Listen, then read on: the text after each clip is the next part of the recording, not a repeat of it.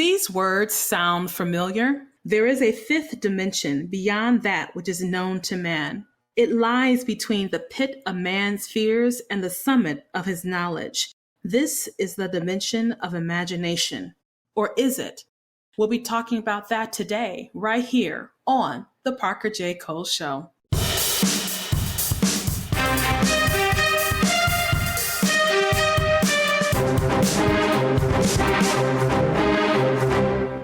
Hi, and welcome to the Parker J. Cole Show. I'm your host, the Queen, Parker J. Thank you so much for joining me. Today, we are going to have a trippy episode. It is going to contain all those things I like to talk about, but don't often get a chance to do it. And we're going to be talking to my guest co-host and contributor today, Rod Smith. He is the host of the Millennial Mustard Seed Podcast. And just to give you a hint of what we're going to be talking about, Rod exposes the dark and dive into things unexplained, otherworldly encounters, elusive cryptids, and the ancient word of God. He investigates miracles, near encounters with death, ancient structures, divine interventions, angelic battles in the heavens, and so much more. Yes, gang, it is that type of show, and I cannot wait to delve into it in just a few moments. As always, we want to thank our Patreon team for their support. We've been showcasing Christian authors worldwide for 10 years. As God gives us grace, we'll continue to do so. To find out how you can help out, simply go to patreon.com/rightstuff. See what you can do. As always, we covet your prayers. To stay up to date with PJC Media, go to pjcmedia.net. Click that pink follow button. You'll never miss a show. Also, go ahead and subscribe to our new YouTube channel for updates, uploads, and more. Go ahead, subscribe today. And so, without further ado, I'm going to bring Rod on board. Rod, how you doing today? I'm doing great, Parker, and it's awesome to be here with you. I am so excited to have you. I was on your show last year, and I was just so insistent on returning the favor because I had such a good time talking to you, and now we are here. And we are going to be talking about those things that polite Christian company don't like to talk about. The unexplainable, the things that go bump in the night, the things we just do not have a logical answer for. And so I can't wait to delve into 3 of these topics today. And I'm going to tell you what they are, dear listener, in just a few moments. But right now, I want to peel back the veil and find out what Rod is all about. So go ahead and tell our listeners a little bit about yourself. Yeah, so I've been podcasting for close to 5 years now. And the whole idea of the Millennial Mustard Seed Podcast was I felt small and insignificant in my generation. And obviously, I'm a millennial. And God really gave me the name for the show. And it's a mouthful, and it was a little bit difficult in the beginning to try to get people to understand the kind of content I was covering. So I've had a supernatural life all of my life. I've just had a lot of different things happen, and I always had trouble going to the church with a lot of my questions, my experiences, and things that I was looking into. So really what I like to do is cover all these different chasms on the podcast. I interview people from different backgrounds. I've had authors on, doctors, laymen's. Pretty much what we like to do is entertain all the ideas through a biblical filter that the church would not accept. Whatever your local pastor's not willing to talk about, maybe a sleep paralysis experience that you had, or just a shift in the matrix, right? I mean, there's just a plethora of different stories out there and people that are experiencing things continually throughout their whole life. And there needs to be a safe place where they can talk about that with no judgment, but a place where we glorify God, where none of these weird and creepy things challenge the authority and the majesty of God, his sovereignty. So I look through everything with a biblical worldview. And in a nutshell, I'm just a little mustard seed planting other seeds of encouragement and faith and being unashamed to go into the weird and strange places. Why do shows like yours matter in the larger context of the Christian world? Yeah, so what I experience firsthand is people that have been carrying around these supernatural experiences, whatever it may be, from just dreams to sleep paralysis to seeing things that should not be there, unidentified aerial objects in the sky. When they have a chance to talk about that and they're wrestling with, well, is my Bible real? Because there was information recently, Parker, where we were aware of people saying, if aliens are real, right, if the government's going to come out and disclose all of this information, they're doing soft disclosures right now with the whistleblowers that are participating within Congress, then they were saying, we're going to throw our Bible out. And I'm going, no, the Bible is the most supernatural book in all of existence. So it's really has been rewarding and refreshing for people that have a Christian overview. They grew up in the church, or they have given their life to Christ, and now they are confronted with this otherworldly, strange, supernatural realm that the church has neglected. So I have found that through just one-on-one basis and even doing symposiums and speaking on these topics, it has really helped people get a license, if you will, to go to these strange places, to pray about it, and to vent and talk about it, because I believe every person's story matters. And that's why I treat them as if it does. I have to digress for 2 seconds about the hearings. And what makes me really, really irritated with the hearings is this. They want to whistleblow. All right, great job. Make the GOV confess to gaslighting people for years. Got it. But then they don't give you anything. And I'm sitting here like this. This is my view. You say you have non-human biologics. Dang it, let's look at them.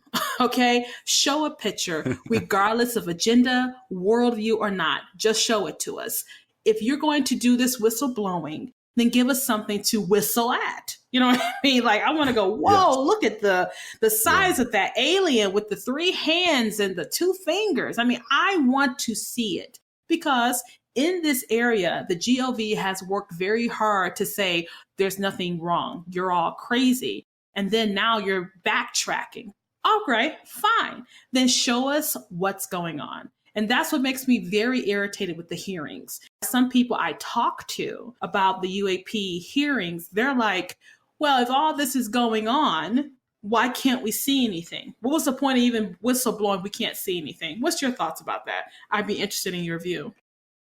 In a lot of ways, I see this as a systematic desensitization. So I feel that, since Roswell, right? I mean, this has been going on for a long time, but they present it almost as if it's new information. And I believe they want to control the narrative of soft disclosure in order to benefit from it. It's similar to what I would say is the Hegelian dialectic, right? They present a problem that's going on that's now going to be a universal problem. They already have an answer in mind, but they present you options, and they are happy to contribute to whatever option that the people choose. And they give you these solutions, and now they're able to kind of box you in by playing the narrative out to their benefit.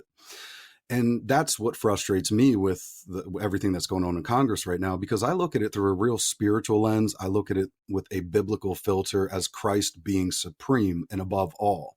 So I lean towards the principalities, powers, rulers, and dominions, the archons that are mentioned in the New Testament. And I just think about where Jesus says, take heed that no man deceive you. So I see a lot of this as a psyops, Parker. I see it as a controlled information narrative in order for them to funnel people into further deception. Really, I think they want to control the outcomes. I think they really want to keep the chains on people's mind and limit the information, but also overload their system with information. So what I'm experiencing right now in this area of information is people are saying, well, I'm not watching. I don't really care, because they have pushed so many different agendas through the news that it puts people into a position where they have to now withdraw, because it's a full-time job to try to figure out what's true and what's not true, right?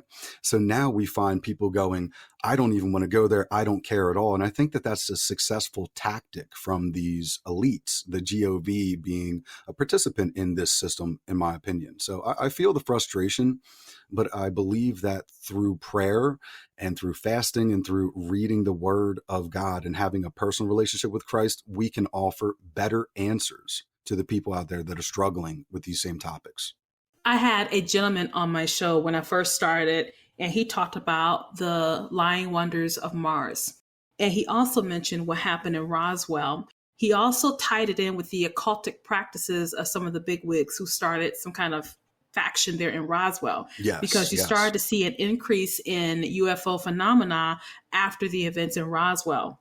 Then I was reading another story, I think it was from a creation ministry website, talking about how after the movie Close Encounters of the Third Kind came out, generally speaking, the alien phenomena or the reports of how they looked changed as well.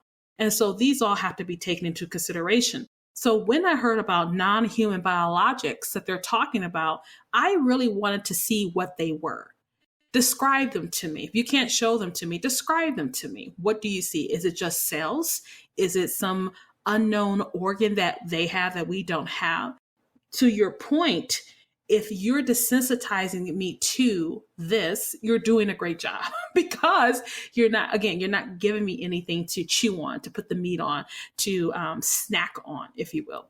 So that's why I think a lot of people have felt as I do, but I still find it quite interesting. And I was really watching it for like a day or two when they were doing the whistleblowing. I was watching it. I was very intrigued by a lot of things that they said, but at the end of the day, you're not giving me anything. So I just wanted to get your thoughts on that as we go into the Twilight Zone here. Near-death experiences. So I personally had a near-death encounter at the age of, I was about 19 or 20 years old. And this was a shifting point for me. So one of the things I find very interesting is people that have a near-death encounter typically have a life-changing routine unfold after it. I mean, you deal with PTSD from this, and this is something that's widely recognized among people that have had these encounters all around the world, regardless of religion, regardless of culture or time period. And so if we just look at the definition of a near-death encounter from Med Tech, Virginia, we'll see an unusual experience taking place on the brink of death, and it is recounted after the recovery, typically an out-of-body experience or a vision of a tunnel and light.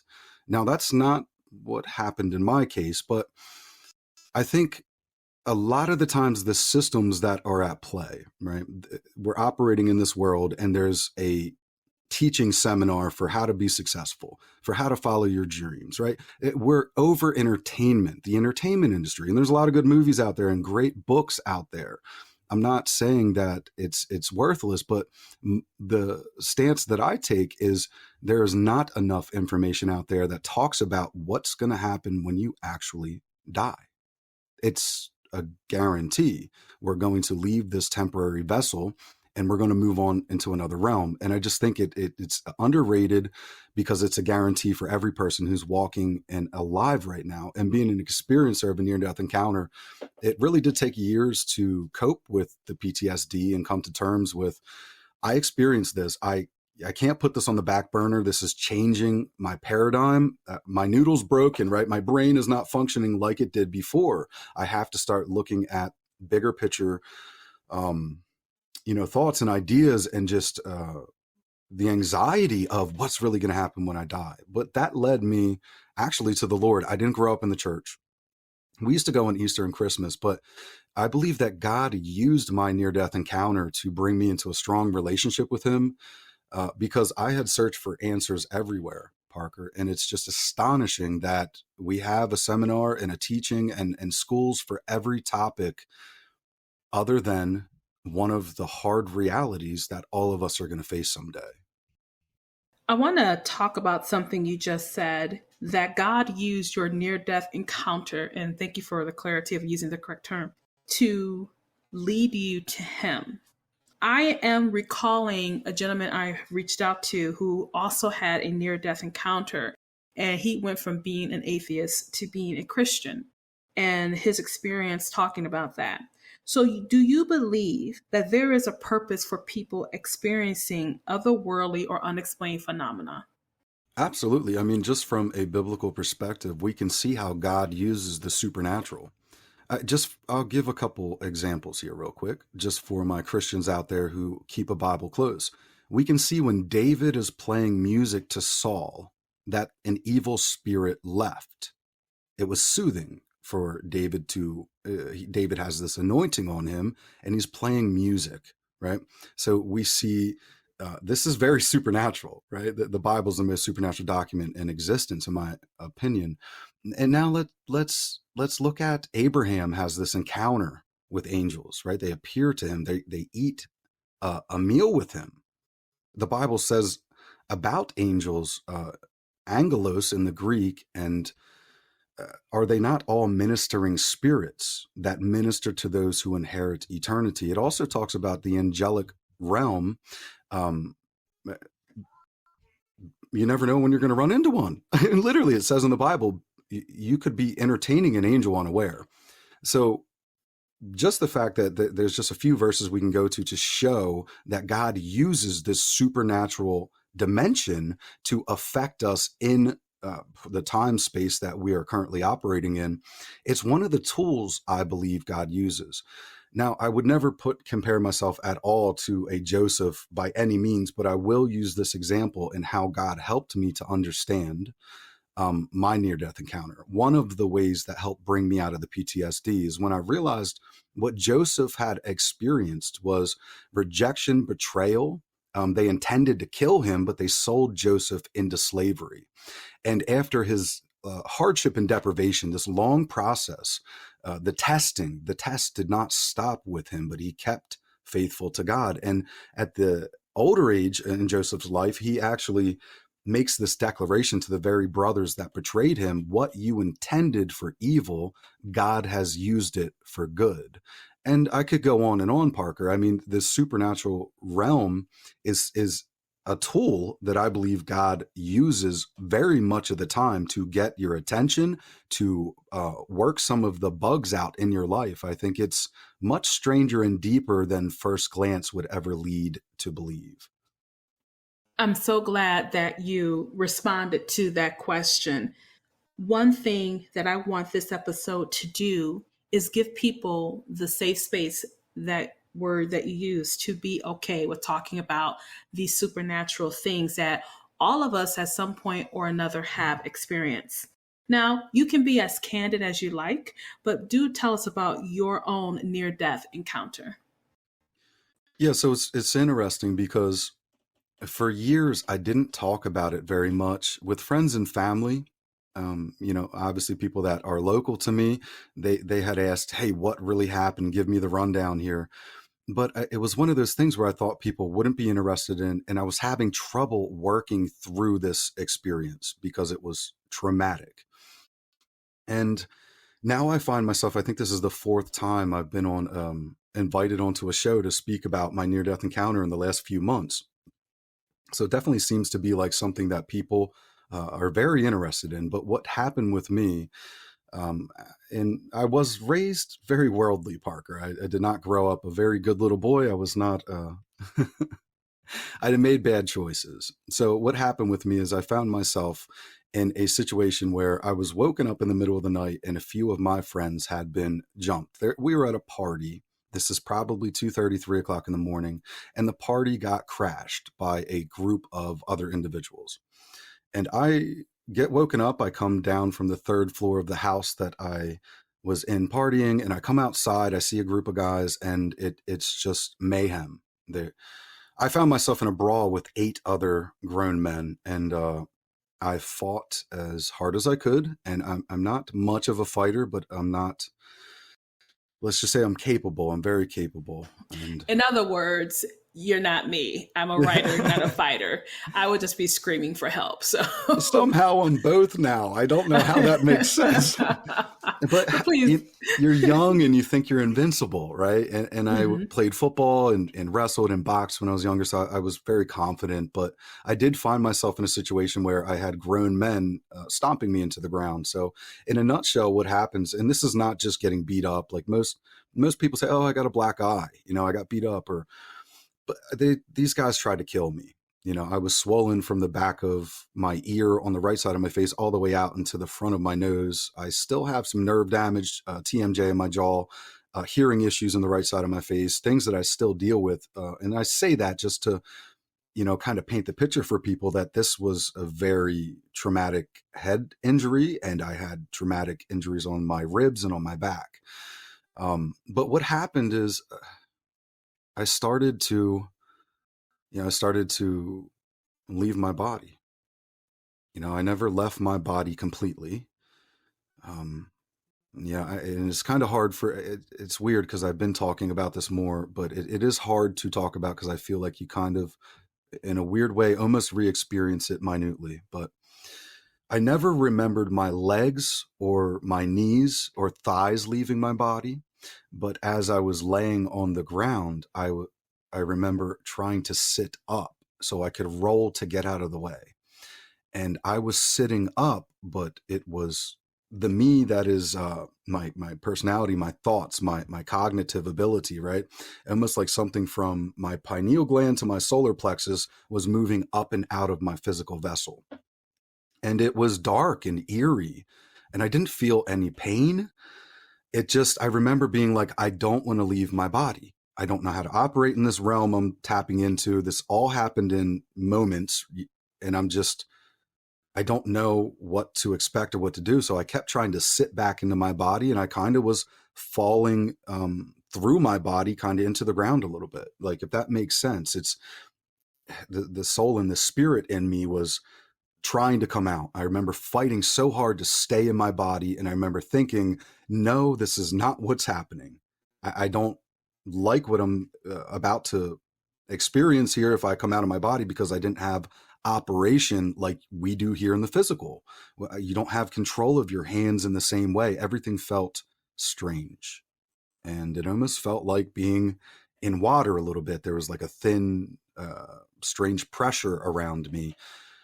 And I didn't hear anything, Parker, and it was a very, very life-changing experience.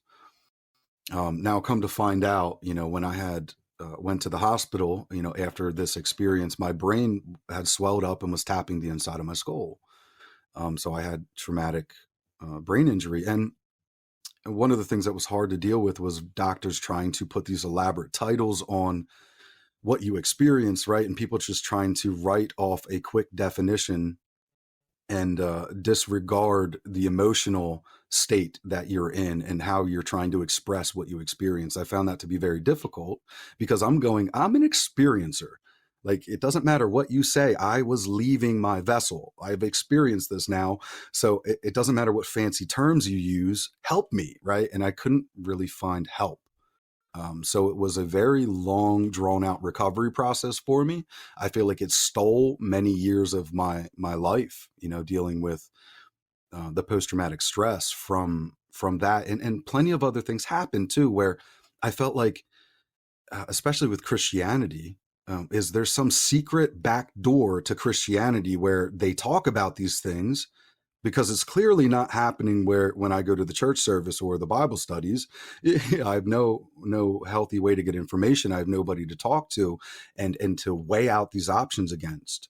So it really wasn't until I gave my life to Christ around the age of 24, and I started to read the Bible and develop a personal relationship with him, that I started to understand this supernatural realm. This is very real. I mean, the Apostle Paul, he's getting stoned and shipwrecked, and I believe he's had many near-death experiences. If you read through the New Testament and see what he went through. So once I started to understand that was in the Bible, these kind of things that parallel what I experienced, it helped me to digest it and to heal from it and to move on, and in a way where now today, sitting here, I can talk about it. I didn't think I'd ever be able to really dive this deep into the experience, especially on a recording. It was hard enough sitting with a friend and trying to recant the experience, but God really can. He's the great physician. He's mighty to heal, mighty to save, and I believe he used this as a wake-up call and a way to discipline me also, and to show me that even though they intended this for evil and harm against me, that God is now today using it for good, using it as a teaching mechanism, as somebody else out there who maybe had one of these experiences. Maybe they will go, you know what, I need to process this and talk about it. And maybe that helps them. The ripple effect may end up being that they are helped along their process and journey.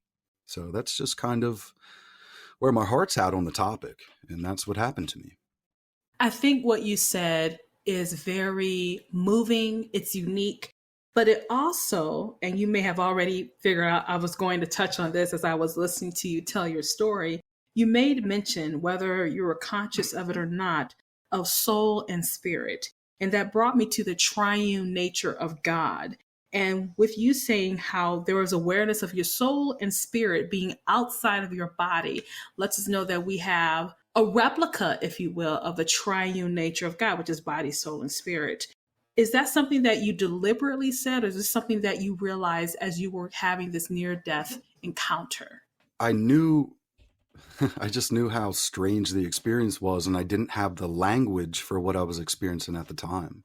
But once I understood, because it's like when people say, oh, there's a bad spirit or a ghost, right? Or bad energy. I mean, there's a bunch of different terms people can use to express spirit, right? And I believe that our spirit can be influenced, right, for good or for bad. But I believe the soul is like this.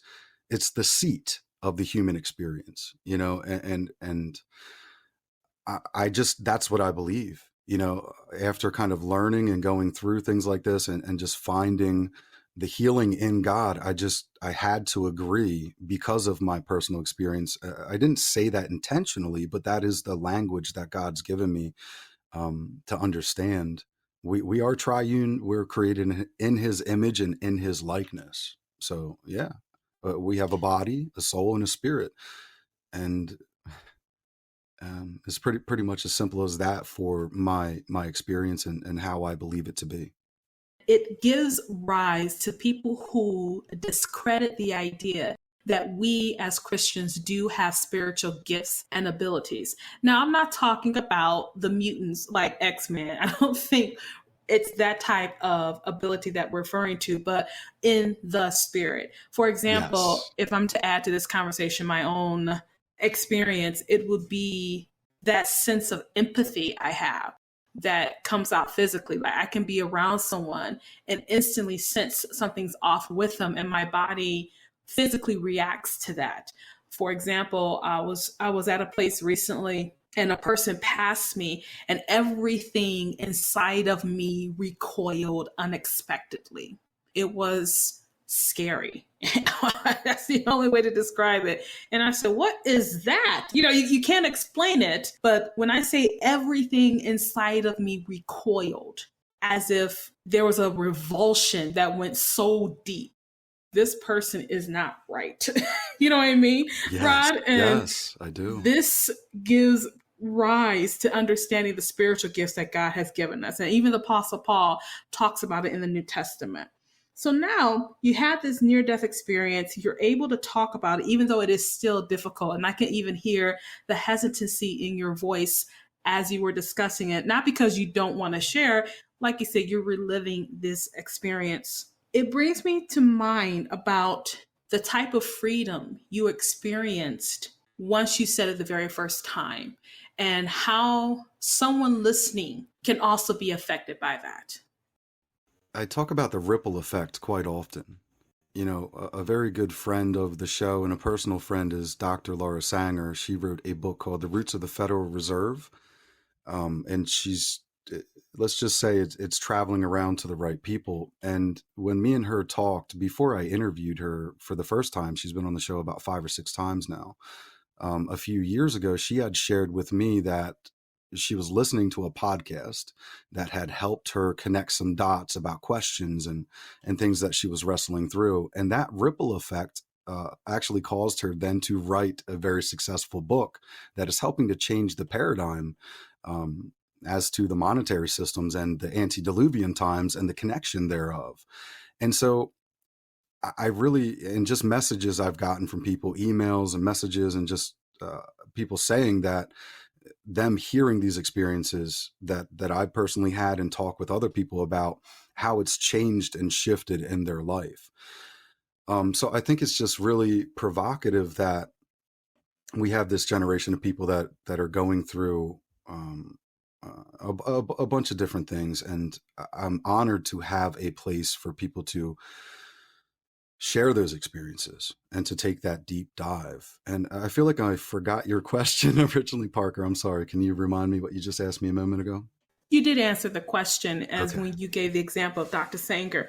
And what I find significant too is that the Bible does speak of children, of sons and daughters being awakened, if you will, with these abilities.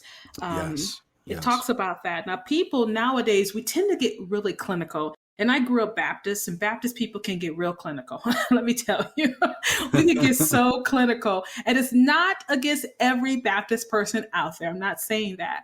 But if I can do this really quickly, charismatics really understand and embrace the spiritual nature of God. They are believing God because he's not confined by the natural, but he works in the supernatural. And so when we talk about spiritual gifts, spiritual encounters, they tend to be more readily acceptable of this. Whereas, I grew up Baptist.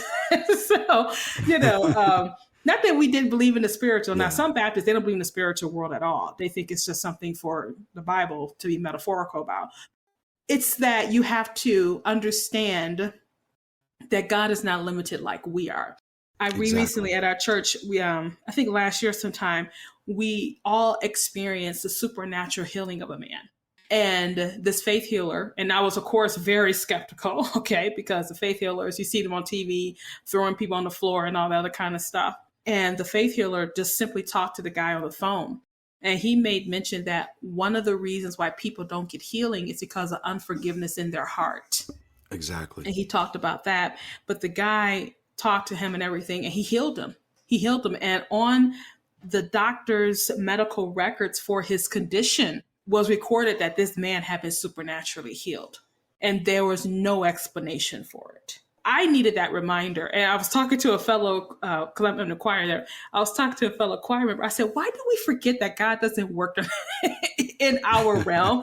Why do we forget that? What do you think is the answer? Why do we forget that miracles do happen, that the supernatural is real, that there are real spiritual forces at play here? Why do we forget that? Why don't we focus on these things? That's an excellent question. And what I've noticed through my research and through working with people is that the occult systems of this world today, right? You have all of these different dark groups, and I feel like they've hijacked a lot of the truth that was intended for us as God's children, and they perverted it. And so a lot of the times people are like, oh my gosh, you can't go there, or that's fringy, that's new age, that's this and that. But really, when we look at the biblical narrative, there's holy, what's set apart and sacred, and then there's the perversion. And we know that Satan likes to pervert God's word. He likes to pervert the truths that God have for us. Now, when I think of grounding, for example, which is pretty popular right now, this is something that does not contend, in my opinion, for your Christian mindset. I think we should ground ourselves, right? We have energy flowing through our bodies. And if we walk on the earth with no rubber that stops the flow of energy, rubber soles on our feet, if we remove our shoes and ground our feet to the earth, it has been scientifically proven to help with inflammation, to help literally with overall exhaustion, back pain. I mean, there's a bunch of health benefits to that. I use that as one simple example to show how the new age and these dark demonic forces, the principalities, powers, rulers, and dominions, have perverted a lot of this natural, organic information that was intended for us as children of God. And so once I started to understand that, I was not as hesitant to go into certain areas that most people don't know exist, or that they'll call you a heretic for going there. But I believe that if we're in Christ Jesus and we're pursuing that relationship, we are holy before him because it is God that works in us and through us to cause his will to come about. And I think the state of redemption that God is looking to do is, yes, he wants people to get saved and to get healed and to have deliverance and to come into this eternal kingdom, that when we leave this physical bodily experience, when the harpazo happens, that we're with him. But he also wants to redeem that which he had created, which he said was good in Genesis. We look at the GMOs we eat today, Parker, the genetically modified foods. Here's another example that comes to mind. We have BPAs that are in all of our plastic drinking bottles. Now, BPAs are proven. This is factual information. This is not conspiracy theory. So I've been accepting a lot of apologies lately because I've been called a conspiracy theorist over the last few years.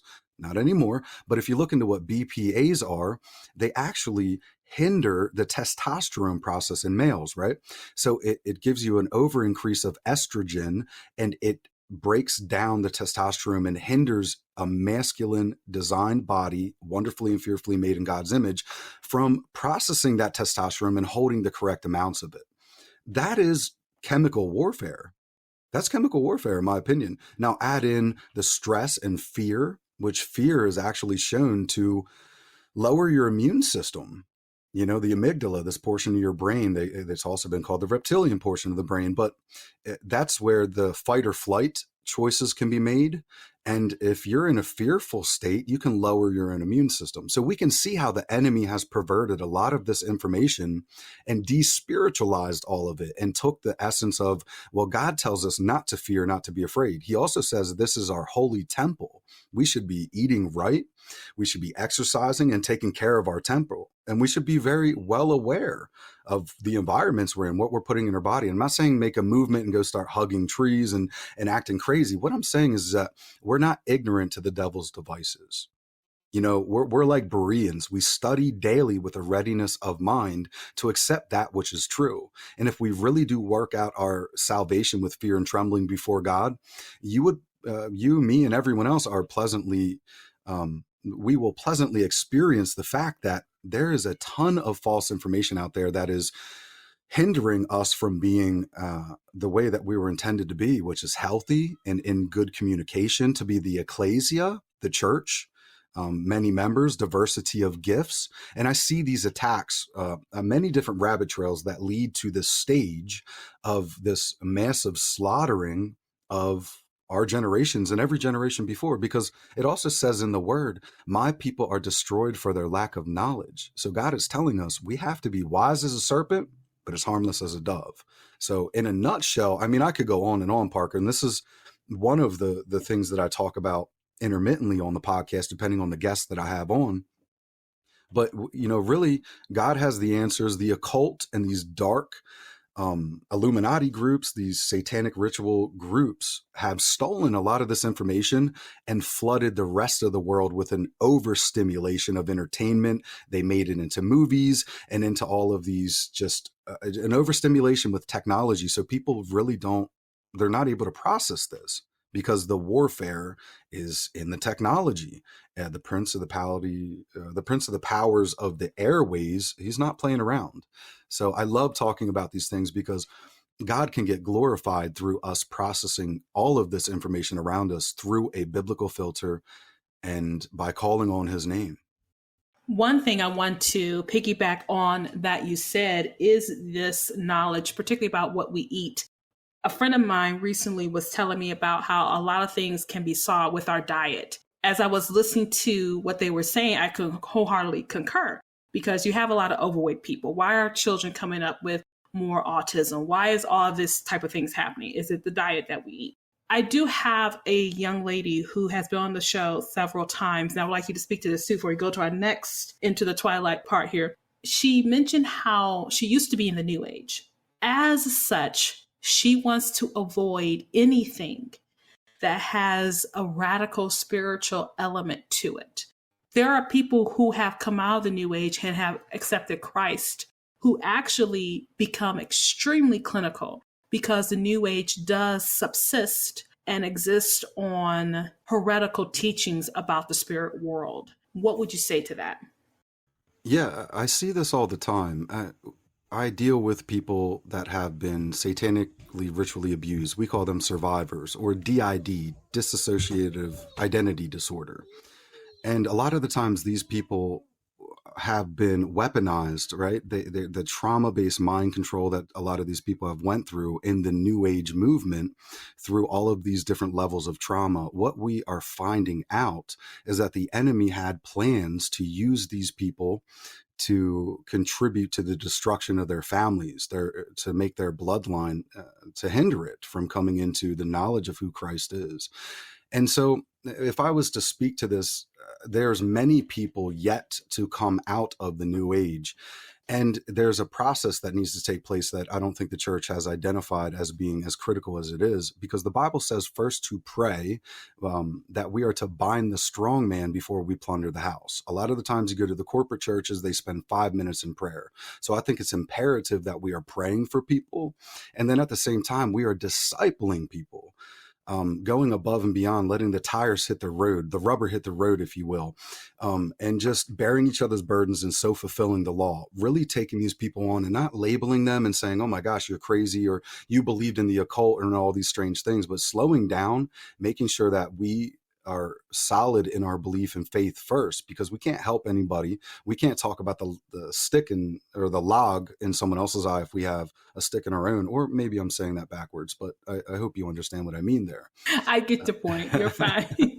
And as long as we're taking our personal, journey with Christ, to a respectable extent, as in we're praying daily, we're reading the word, we're allowing time to go past, we're not rushing through and just trying to give good answers, but we're actually spending the time in these places. We're working with people, we're wrestling through our own experiences, taking our thoughts captive into the obedience of Christ. I believe we can unlock the supernatural and power in people to be game changers for this crooked and perverse generation that we find ourselves in. And I love the way that Dan Duvall says it. He's a friend of the show. He's been on multiple times.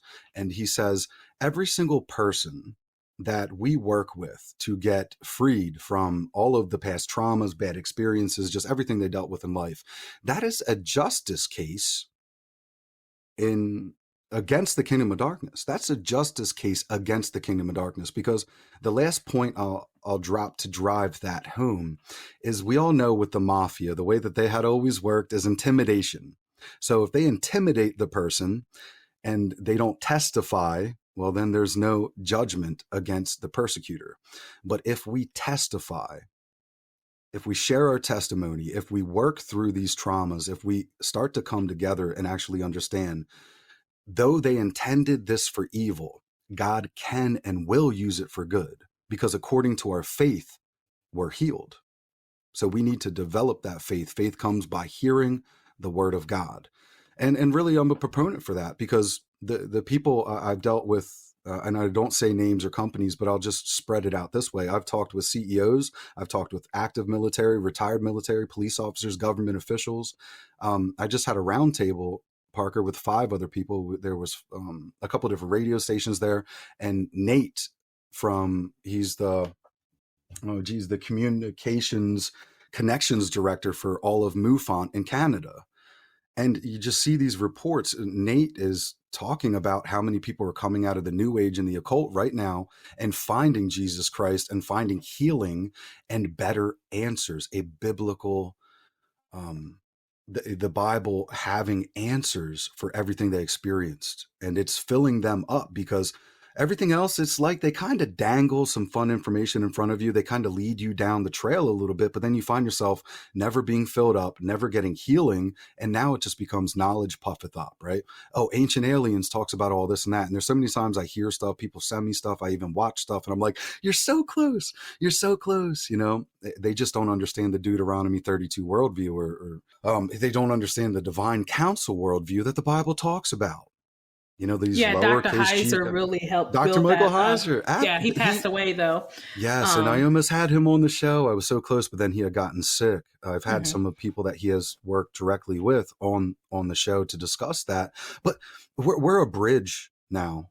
We're a bridge for this, Parker. Me and you and everybody who's listening who doesn't think I'm a kook at this point in time, and you read your Bible, we're a bridge for other people to help them get better answers from a biblical standpoint, and to dive into these strange and fringe topics because it's a lot of fun and it's necessary. Speaking of strange and fringe topics, the next thing we're going to touch on is one I'm pretty sure all of us have had, which is deja vu. The thing that you have done this before, even though you don't have a present memory of it. It's just a sensation, just a preternatural type of thing. So let's go ahead and talk about that. Yeah, so déjà vu, which is another interesting thing. In French, déjà vu means already seen or already experienced, right? And this is happening once again across all of religious standards, all denominations. It doesn't matter where you're from in the world, people have experienced déjà vu. I've had this happen. I hear in most cases, at least statistically, they say deja vu starts to decrease as you get older. But in my case, I find it to happen quite frequently. I would say anywhere from 3 to 5 times, all the way up to 12 to 15 times a year. And it is consistent throughout my life. And it can last anywhere from 30 seconds up to 10 minutes. Now, this is a really difficult thing to dive into because we all have the experience with deja vu and we're trying to express how it makes us feel. Like, I can finish this person's sentence and a truck is about to drive by, right? That's this color and beep the horn. And when you're experiencing deja vu, you know exactly what is going to happen for as long as the experience is. If it's 30 seconds long, you know everything that's going to happen. And you're like, I've been here. I've already seen this. This is creeping me out. And it's one of these things where I have my own experiences with it. I know what the research says, but it is strange, Parker. I think there's some really weird webbing and weaving that goes on into the dream worlds, the sleep world, right? A different dimension, if you will. And I think it also parallels with like the Mandela effect. And, it's just a very strange topic, but everybody has an experience with deja vu. And I think that's what makes it fun to talk about, because now people should get the nostalgia of especially if they've had deja vu recently, that was very intense. And it should kind of stir and drum them up to interest. Like, yeah, why are these things happening? And why isn't anybody talking about it? Where can I find better answers, right? I'm hoping that stirs your audience up to dig into it a little bit deeper. Depending on the intensity of the experience that you have, it could be something like I experienced where I said, did I do this already? Sort of like that type of thing, to where, like you said, you know what's going to happen. You're going to see this truck pass over. I was watching a secular podcast a friend of mine sent to me, and the gentleman talked about how he believed we lived in a simulation. That's why people experience deja vu. What would be your response to that? I don't think it's strictly materialistic, and he is a materialist. This particular gentleman was a materialist. So what are your thoughts about that? Well, I don't personally subscribe to the simulation theory, but what I would say is if we look at Planck length theory, right? So let's look at hard scientific evidence, things that are relevant right now.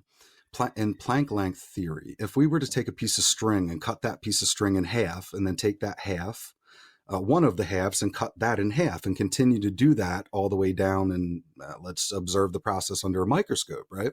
We would get to a point where the string would lose a property called locality, and it would enter into the plasmic realm, plasma, right? It would actually be everywhere at once. And what we're finding out is that the Bible's been accurate all along when it says we are the shadow of a larger reality. And that's why I think the merging of these things that are being learned in science right now are important to an extent, although a lot of these things will steal the faith journey from people, because faith is the substance of things hoped for, the evidence of the unseen.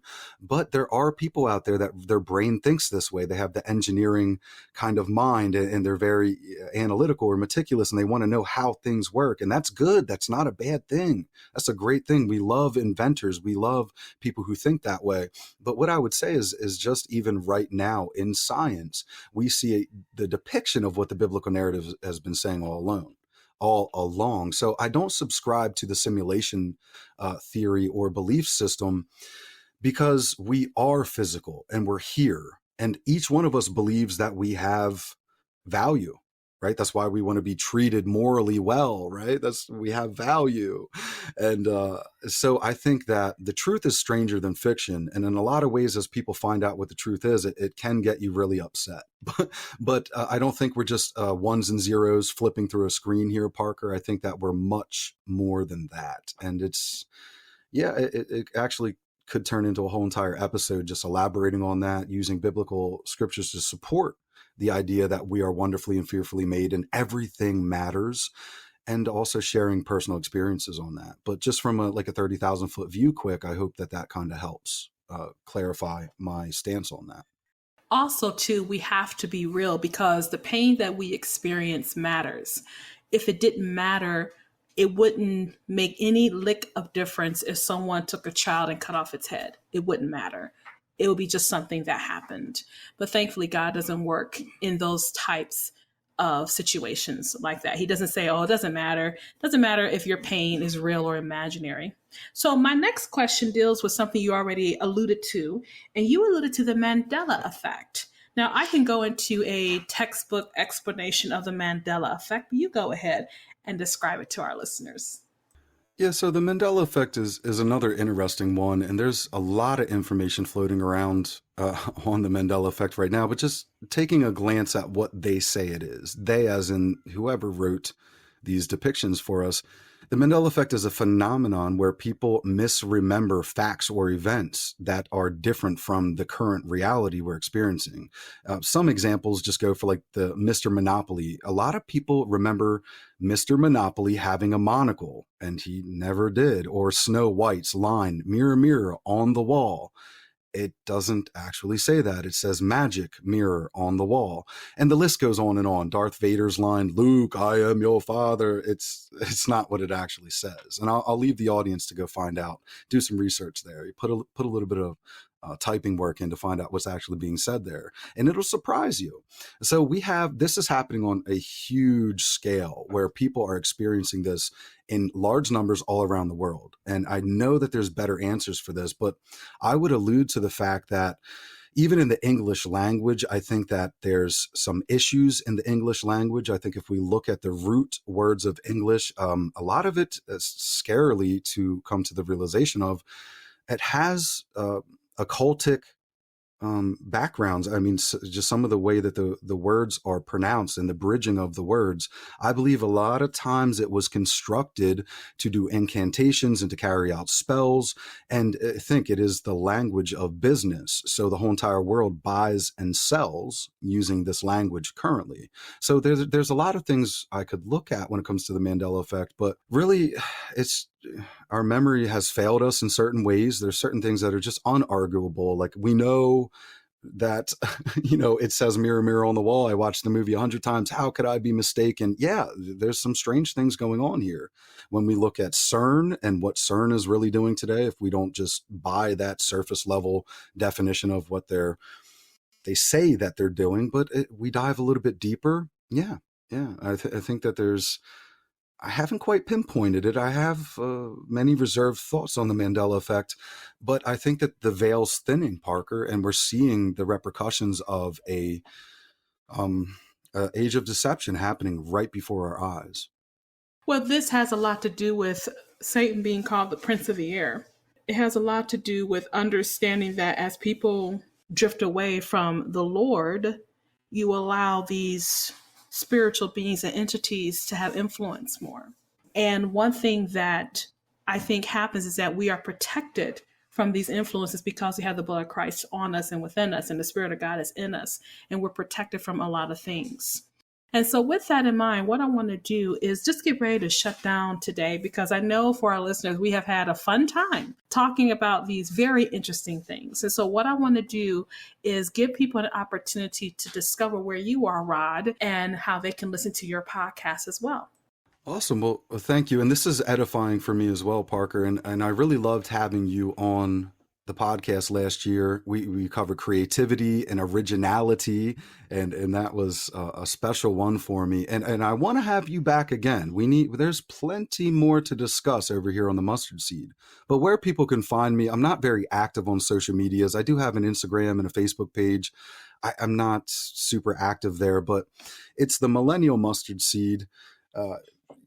You can find me on pretty much every platform. I think we're on Audible, Spotify, Apple Podcasts, Radio Public, pretty much anywhere that you can find good podcasts. That's where the show's found.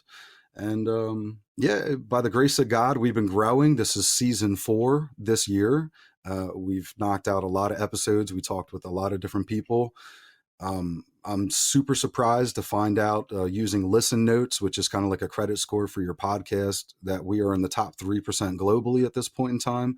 We've gotten downloads in all 50 states and like, I think 70 some countries. So this little tiny mustard seed is growing. It's being watered and I'm humble and meek. Meek is having reserved power, having humility, but knowing where our power comes from. It comes from God. And it's been an honor to be here with you, Parker, just because I feel like what you have done, and you've been doing this a long time, and just to see how anointed and blessed everything that God gave you is and how it continues to grow, it's an inspiration to me. So it's been an honor to just be here with you for this crazy, cool, and fun discussion. And I really hope to have you back on my show again. And yeah, let's do a part 2. Let's do a part 2. There's plenty more to talk about. We definitely will go into the Twilight Zone again with Rod Smith, not Serling, as our host. So stay tuned right there, dear listeners, as we get that together on the other side of the screen. Rod, thank you so much for being with me on the show today. Really enjoyed having you. Cannot wait to have you back and have you back real soon. Thank you, Parker. God bless. And we'll talk to you again. And we were talking today to Rod Smith. He is the host of the Millennial Mustard Seed Podcast. Go ahead, subscribe to his podcast, and get involved in the weird, wonderful, and unexplainable. Go ahead, subscribe to the Millennial Mustard Seed Podcast, wherever podcasts are heard. Thank you so much for joining me for this trippy episode of the Parker J. Cole Show. You have a wonderful, absolutely glorious, blessed day, and God bless.